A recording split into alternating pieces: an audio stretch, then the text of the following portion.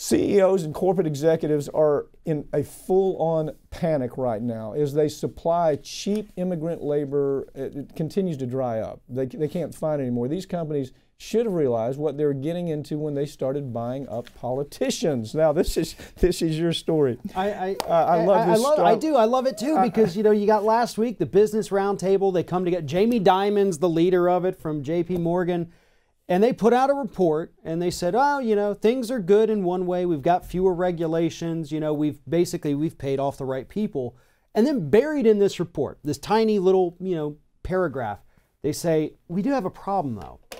If this wall goes up, that's a lot of labor. That's our backbone, basically, is what they're telling us, that all this crackdown on immigrants, well, those are the people we like to pay $4 an hour to go out into the fields and pick our crops and our fruits. Those are the people who we employ in our lawn maintenance businesses. We can't get rid of them because then our businesses start to go under. So they are panicked.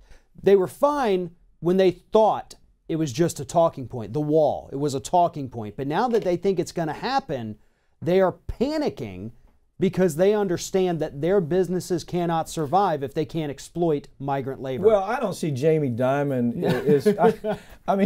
Jamie Dimon, of course, is the hustler who stole trillions of dollars from the American public. Right. I mean, this is J.P. Morgan Chase talking head. And he's supposed to be credible. Now, among business people, he is credible. It's like the Koch brothers. I mean, now the Koch brothers coming in and their position is we need to let more people in because we can't get cheap labor. Gee whiz, we can't pay people minimum wages, and we can't even give them a livable wage. And so those are the people we want coming in. And while that's happening, by the way, Americans that really need a job, the people that are getting really massacred on this, obviously, is African Americans, and they know it, and they're, to me, being way, way too silent about it. Because, look, if you think Jamie Dimon cares about those people, he's talking about, here's what I found interesting about this.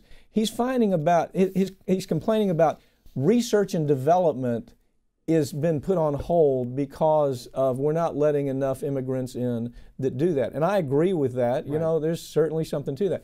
What people, and this was totally missed in the story. Again, it's alternate, but they did a nice job with the story. But they missed the point that that's how these companies stay alive. Taxpayers pay for research and development at universities. And then the company, like on pharmaceutical company, they develop a drug that'll cure, heart disease. The company then, after taxpayers pay for all that, Merck or Pfizer comes in and they buy that. They pay a little bit of money to the university. The university settles for, some kind of funding for a chair or, we build more on the football team and we're going to give it to. It's the biggest scam in the world. And then they say, well, when the product comes on the market, it's research and development that's so expensive. No, taxpayers paid for the research and development. And a lot of times, too, they do bring in, foreign doctors and scientists. They come over here. They work on these projects. They work at universities.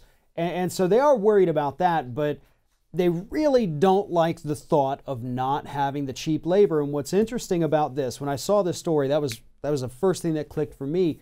Because you and I had talked, and I believe it was 2006, Bush administration was about to crack down on immigration again. And so who came to the rescue? It was the U.S. Chamber of Commerce. Yeah. And Donahue running the Chamber of Commerce. And they backed the Bush administration down off their immigration crackdown for the same reason. They said, listen, we fund your campaigns, we fund your friends, we fund both sides here. You cannot take this away because all of our businesses here, we have to have that labor. And they've been doing it, and it's horrible because they're exploiting people. Yeah, you understand, these are the same people who also export jobs all over the country. Right. In other words, manufacturing, let's leave it to India, China. Let's go where we can get a child that's 8 years old that has small fingers and they can do this work and we can pay them 50 cents a day. So that's the same people, this alliance, this Chamber of Commerce alliance. Yeah. It's the same people. That's who Jamie Dimon represents. And if you have any suspicion that there's anything noble about Jamie Dimon, go back and look at the last big burn down and you'll see he helped lead it. He is the one that misrepresented the truth to thousands, millions of Americans about what was happening in the market with the bubble. He lied about it.